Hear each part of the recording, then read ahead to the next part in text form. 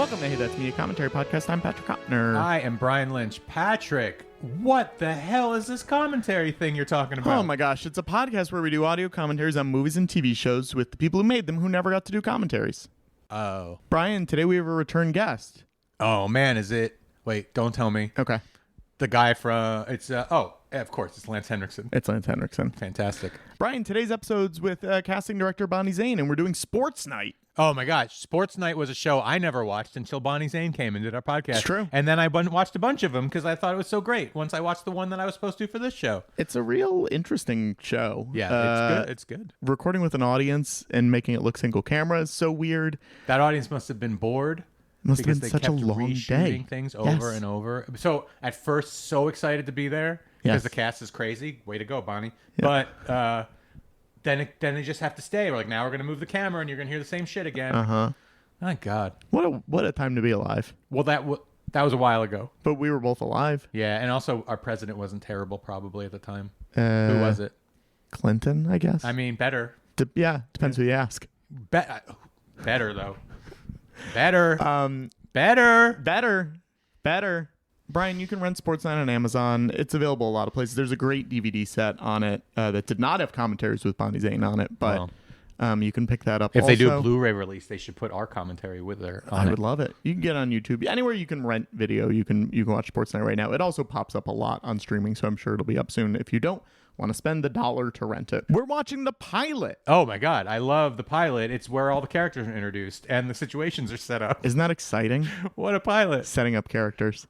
So go check it out. Go sync it up. We're going to count down from 3 and then say go, and you can press play at the same time, or you could just listen to it like a podcast. I listen to it like a podcast. Oh, Brian. That's how I do it. Here we go. In 3, 2, 1, go.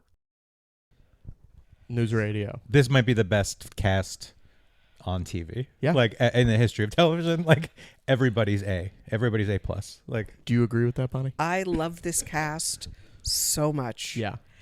Paul Simms wanted Dave Foley and only Dave Foley. And Wow. he did everything. And NBC was never sure if that was the way to go for the lead of a show. Wow. And we had to prove it. And then he did it. Look how young he is. I know. They all look so young in it. This is pretty Maura. soon after. When did Kids in the Hall end? Maybe 90? This is right after Kids in the Hall ended. Yeah. And there might have even been a little overlap. Oh, wow. with the movie especially. He had to go back and forth. Ella Joyce was replaced by Candy Alexander. So, little Dave Foley. Where did they shoot this? Radford. Oh, wow. You love it. You love it there. I love Radford. It's like home. How did this one come about? Because you said you left Sanders. I left Sanders to do this, but Paul wanted Mark Hirschfeld to do the pilot. Mm-hmm. Now, he did the pilot during his tenure at Sanders, so he was still technically on staff at Sanders, and the pilot was shot. So I worked under Mark, and this was so long ago. I mean, look who directed it. Crazy. Yeah. Yeah. So Phil was attached, was going to be attached. He knew he wanted Phil. Mm-hmm. We started reading people for all the other roles. My favorite audition story, almost of all time, is Stephen Root auditioning for News Radio. We had seen so many guys come in for Jimmy James, and Stephen Root came in and created Jimmy James in his audition. He just It's so cool. that all the weird cadence, the whole thing. Yeah. He just did that, and I remember I think I might have been behind. We had big cameras back then, and I might have been behind the camera, and I think I remember it like this. And it was just genius. He had been around, but he hadn't really had the thing yet. No, And he had this never. He was the that thing. guy. Yeah. And he still is kind of that guy. He is, which is amazing. Yeah. And I to this But he's got a day- few things where you're like, News Radio, Barry, Office Space. Like, he's got the big things that people will be like, Yeah. I know exactly who that is. But he also has shown up in everything. Everything. Kurt Fuller. Kurt Fuller with his bad back in this episode. Well, let's just jump back to Jimmy James real quick. He was written very different, correct? He was more bumbling in the original It was script. like everyone came in It was. I'd have to look at the first script again Mm-hmm. because it was 800 years ago. But I just remembered the audition, the moment in the audition when he came in, and it was the craziest moment. Yeah.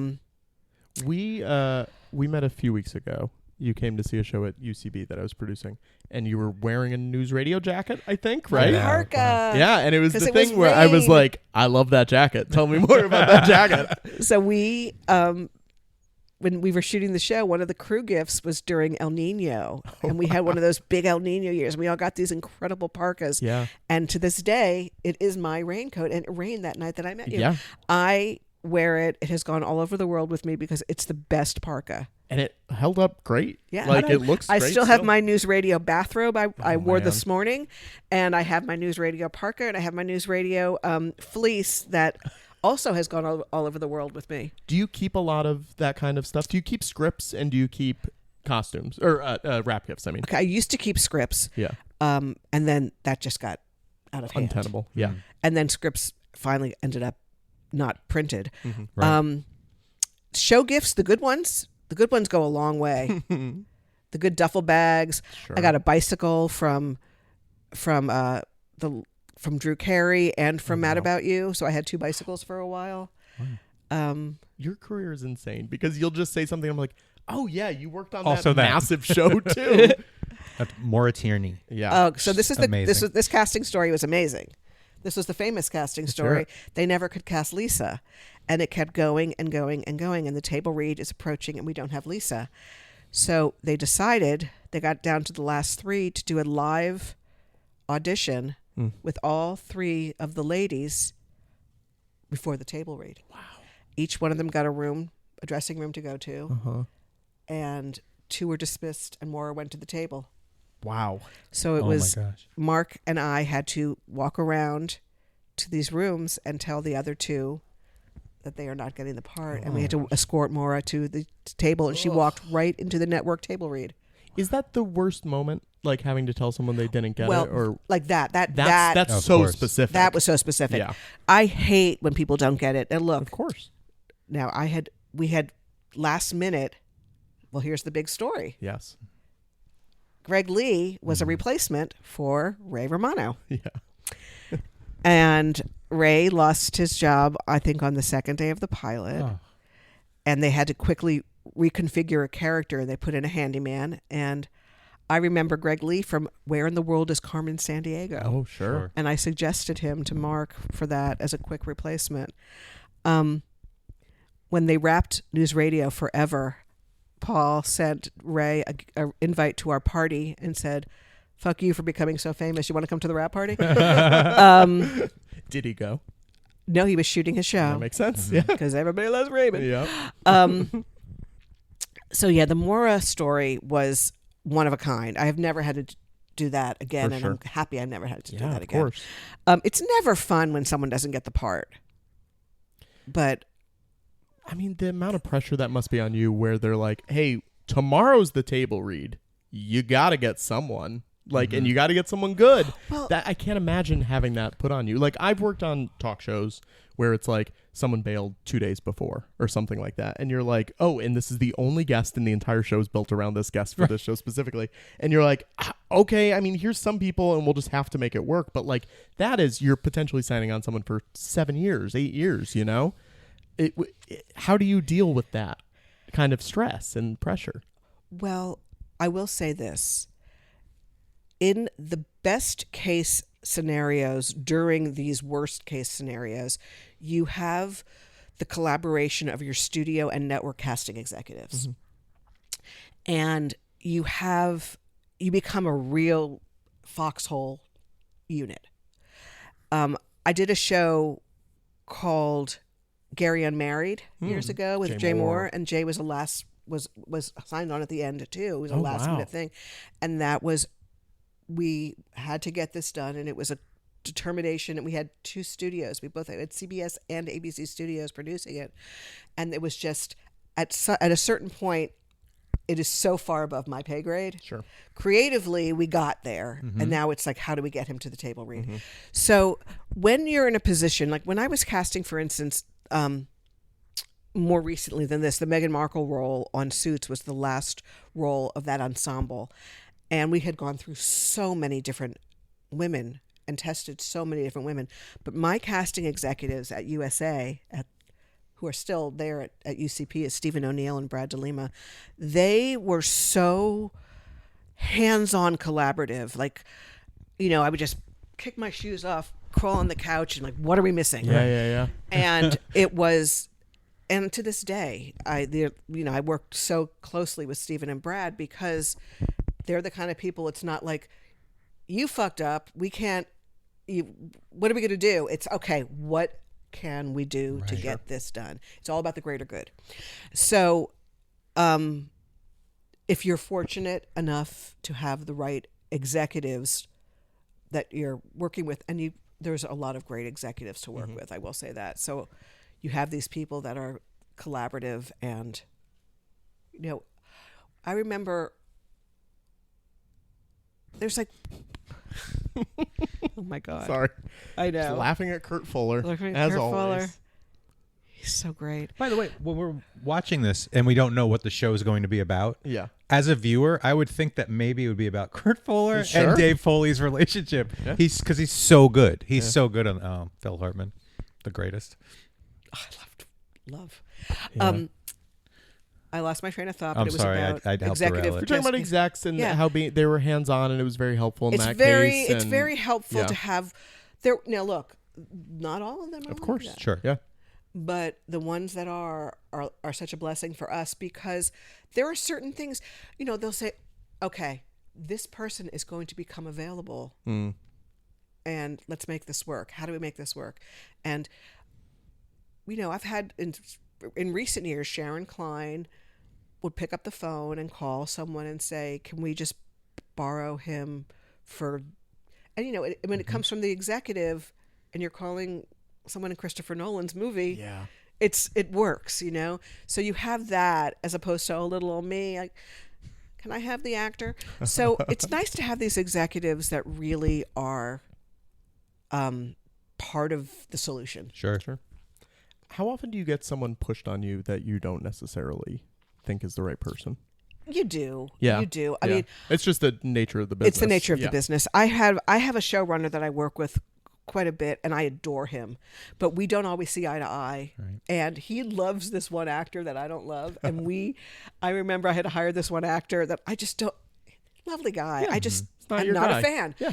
And my executive called me, and he goes, "We're going to approve him, and it's going to happen, and you have to accept it." And I got a little, I got a little weepy. Yeah. And I said, I'm going to go for a walk. And my office was on Larchmont, and I went for a walk, and he called me, and I sat on someone's front lawn, and he talked me off of it. He goes, "This happens. Right. It's not that." And it's not like it's my show. I Sure. just took it kind of personally because I Yeah. thought that it was a bad. But it is Right. also choice. your show a little bit. It is your like show. you do so much, so much of these shows are because of you and the people in your office that like it is kind of your show too, You would maybe never admit that, but it's something I would say to you. Part of it. Yeah. Something I do have would the say to parka. you. I have the parka. Yes, So- that's true. That's true. Well, okay, so Kurt's gone. Let's talk about Kurt really quick while he's gone. Right. So he Oh, doesn't hear so us he doesn't talking hear about us? us. Okay. Yeah. Had you worked with him before? Oh, I'm or? sure I have. Yeah.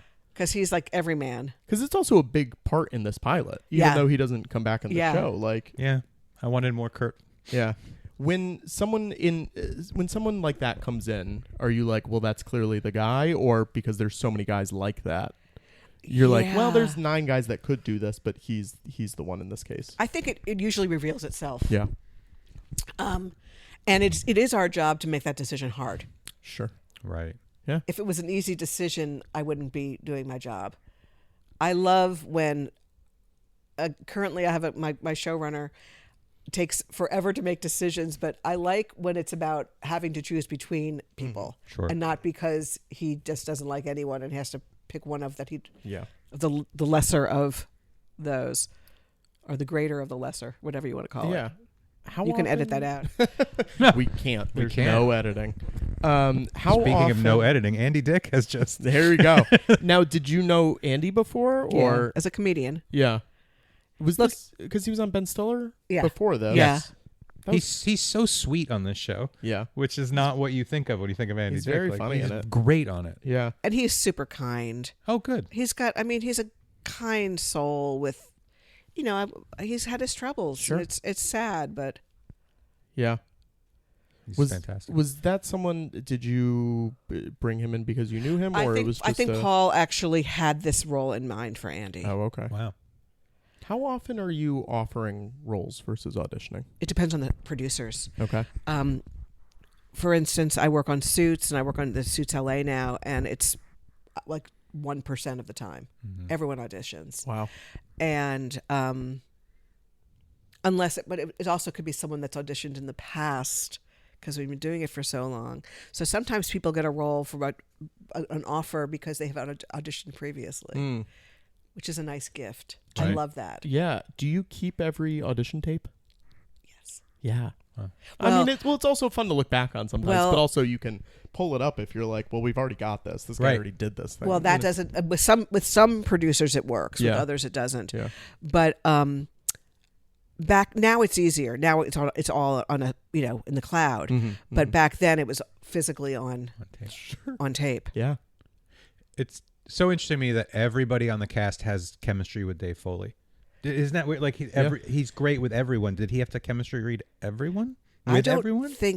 I don't think so. Okay, because he's brilliant with all just of them. like- I think we all Yeah. did it Likable all at guy. the same time. Yeah. He chemistry with Maura because Sure. he read with all the ladies that day. He is a treasure. Really is. I really love is. him.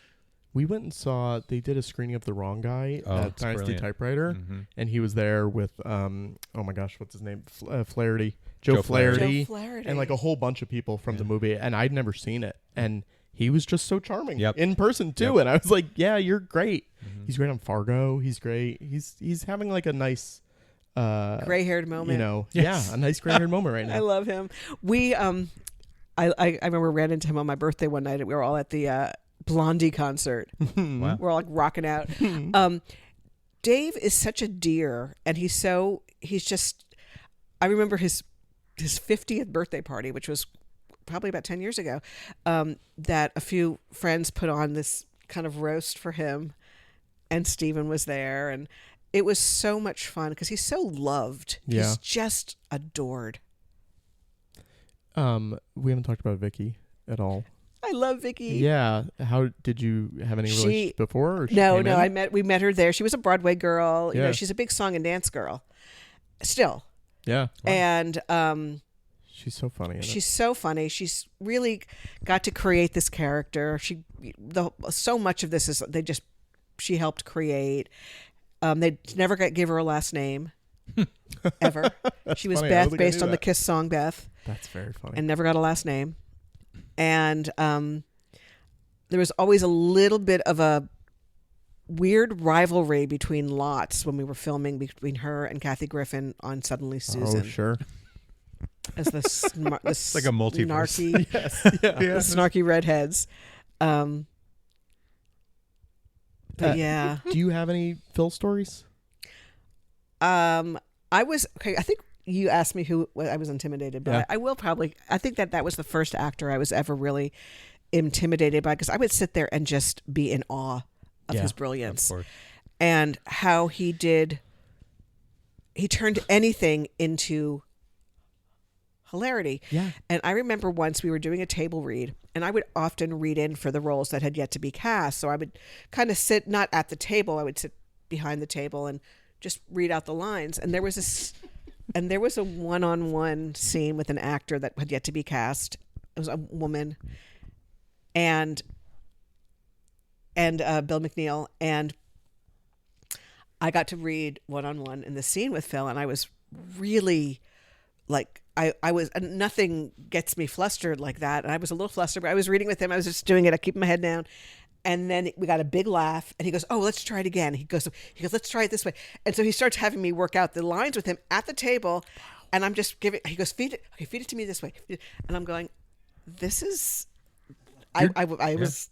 That's Of course. It was so because there was. I mean, I was in awe of him. Even and this was seasons in. Yeah. And I still, every time I would see him, I would just sit back and watch in awe. And the fact that he was doing that with you, who you're not an actor on the show, you know what I mean? He was Right. just like, no, it's better if we do it this way. And even though you're not going to be on the show, Let's try it this. out. Yeah. It's so cool. I remember that. That's one of my favorite moments. When Lovitz came in, was that someone that they wanted to have come in, or was that someone that you guys suggested, or how? That all came from Brillstein Gray at the time. So Okay. everyone was kind of under the same Brillstein Gray umbrella, and they were producing. And Lovitz kind of stepped up and said if we want to do another season, that he would step in. And I think it was hard for him. Of course, yeah. It was hard for everyone to kind of find their footing. I mean, they had some fun with him, but I don't think you can really recover from such a tragedy. Of course. And But it is a show that's still like my friend just watched the whole thing. I think for the first time. He had never watched it all, you know. And it's funny the whole way through, and they enjoyed truly it the is. whole way through. So Yeah. even though you may not feel like they did not recover as much, it still works, which is great, you know. The episode where they deal with Bill Yeah. having a heart attack and passing is still really funny, and then hits Yeah. you at the end in the stomach with what Andy. I don't know Dick says. how they got yep, through it. Yeah. Yep. I don't know how they got through it. Yeah. Also the costumes are great too. I'm just like looking at his suit and I'm like, that suit's great. The woman in the back's Ella outfit is Joyce. great. Yeah. So she was replaced by Candy, okay. and then Joe Rogan came on. Mm-hmm. I was not part of the first season, so I didn't take part in that casting. Mm-hmm. I did not cast. So you're not responsible for Joe Rogan. That's That's good to know. Thank you. Thank you for putting that on the record. The set is amazing as well. It was a great set. Yes. It was a great set. There's so much business going on, Yes. and I think that that's important to make it feel real, you know? It doesn't feel like a sitcom set. This well, feels because like you a don't really have a good couch. play. You don't have a couch in the middle. It sort of also feels like the Drew Carey. Yes. It's got a similar vibe to that set too, which I guess makes sense because it's similar time. But And you've written a lot of fan fiction, Patrick, for I have. Drew Carey and It's News Radio only teaming Drew- up. Have you? Yeah. no, I wish. I wish. Those were the good old days. Yeah. I loved working on that show. That shows we got to get that streaming somehow. It's got to show up somewhere. I don't know why it hasn't. Music. Oh, Well, it that's the is. same reason Ed. Yeah. Ed is music. Yeah. Mhm. We just Drew Carey is music? I just did a show with Dietrich Bader and he was like, it's all music. Is it really? Yeah. And how great is Dietrich Bader? He's the best. I just saw him. Yeah. Really the coolest guy. Brad Gray, Bernie Bilstein.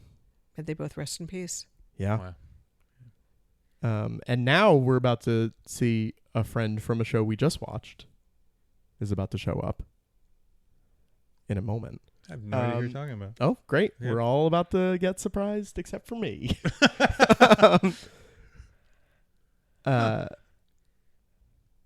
Is Was Stephen this the Wright gonna be episode No. with Wally? there? Oh, right. Well, That's someone right. shows up. Yep. And I didn't remember that. So it was fun to watch the Larry episode and then this back to back and be like, oh, there's Paul Simmons' name. Oh, there's Wallace Lang. Like everyone Right. just kept showing up, which is Can I say something off the record? Or say As it in soon as the credits 2 minutes roll. once this is Yeah, done. once we stop recording. Okay. But if you go to our Patreon, we'll tell you what Bonnie says. No, we won't. No, we won't. Absolutely not.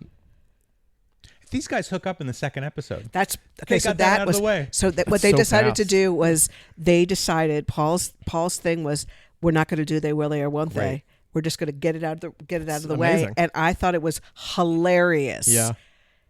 And they had wonderful chemistry. Totally. Maura Tierney is probably one of my favorite actresses.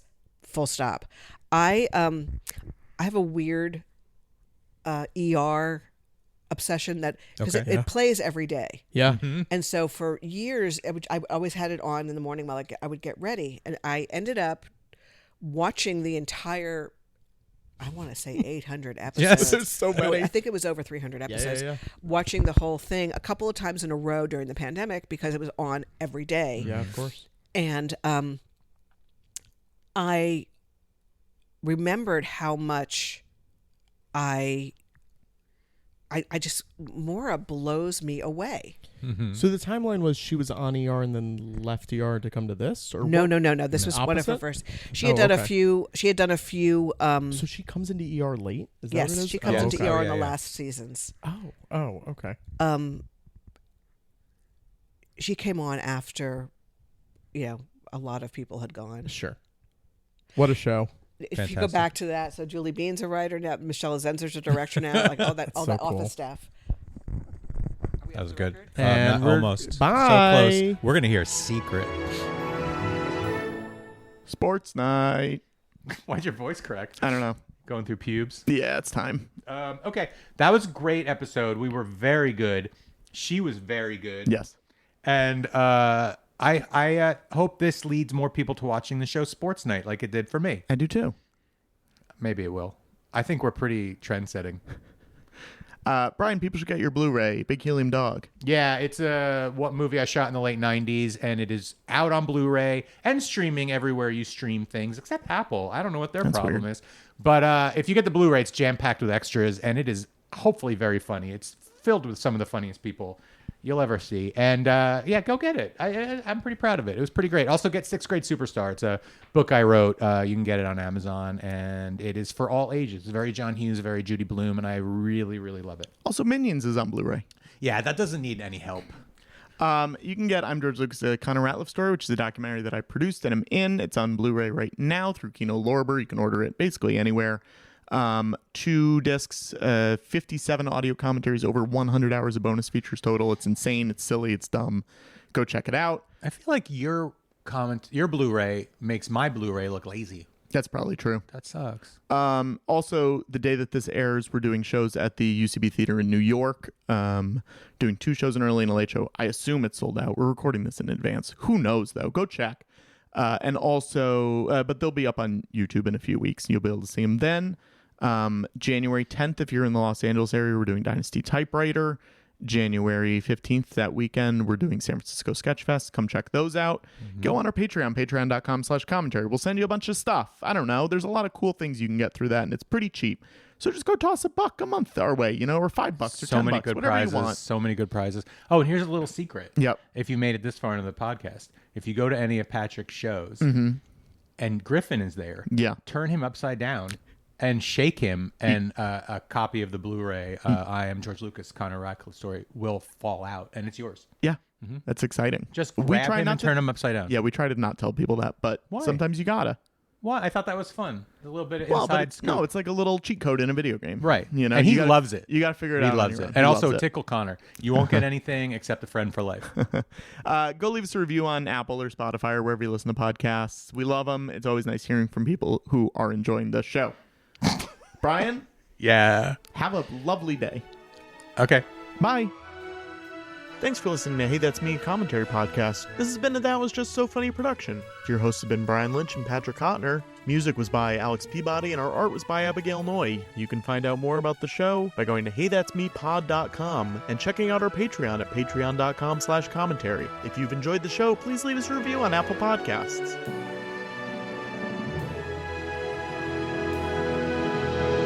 Please tell your friends about this show. Now